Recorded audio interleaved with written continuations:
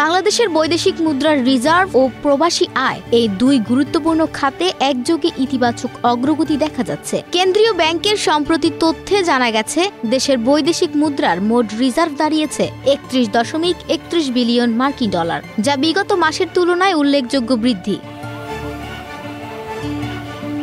রোববার ২৯ জুন বাংলাদেশ ব্যাংকের মুখপাত্র ও নির্বাহী পরিচালক আরিফ হোসেন খান গণমাধ্যমকে এ তথ্য জানান। তিনি বলেন, ২৯ জুন পর্যন্ত দেশের বৈদেশিক মুদ্রার গ্রস রিজার্ভের পরিমাণ হয়েছে ৩১,৩১৩.৭৫ মিলিয়ন ডলার। আন্তর্জাতিক মুদ্রা তহবিলের হিসাব পদ্ধতি BPM-৬ অনুযায়ী একই সময়ে রিজার্ভের পরিমাণ দাঁড়িয়েছে ২৬,৩২৫.৫৬ মিলিয়ন বা ২৬.৩২ বিলিয়ন মার্কিন ডলার। নেট রিজার্ভ হয়েছে ২০,৩১৯.৮৯ মিলিয়ন বা ২০.৩১ বিলিয়ন ডলার।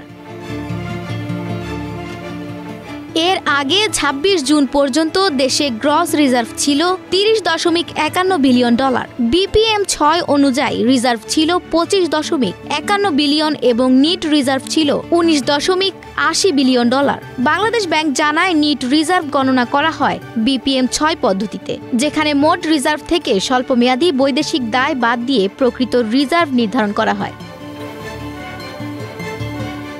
রেমিটেন্স প্রবাহে নতুন রেকর্ড চলতি ২০২৪-২৫ অর্থ বছরের ২৮ জুন পর্যন্ত দেশে মোট ৩০.৪০ বিলিয়ন মার্কিন ডলার রেমিটেন্স এসেছে, যা দেশের ইতিহাসে এক অর্থ বছরে সর্বোচ্চ রেমিটেন্স আয়ের রেকর্ড। জুন মাসের প্রথম ২৮ দিনেই দেশে এসেছে ২৫৩.৯২ লাখ ডলার। রাষ্ট্রীয় মালিকানাধীন ব্যাংকগুলোর মাধ্যমে এসেছে ৫৫,৬০,৬০ ডলার। বিশেষায়িত ব্যাংকগুলোর মাধ্যমে ৩৬,১২,৩০,০০০ ডলার। বেসরকারি ব্যাংকের মাধ্যমে এসেছে ১৬১,৬০,৪০,০০০ ডলার। বিদেশি ব্যাংকগুলোর মাধ্যমে এসেছে ৫৩,৭০,০০০ ডলার। বিশ্লেষকরা বলছেন, সরকারের রেমিটেন্স প্রণোদনা, বৈধ পথে প্রেরণে উৎসাহ ও এক্সচেঞ্জ হাউস ব্যবহার উন্নয়নের কারণে রেমিটেন্স প্রবাহে এ ধারা অব্যাহত রয়েছে। আফসানা ভুইয়া, প্রবাস খবর।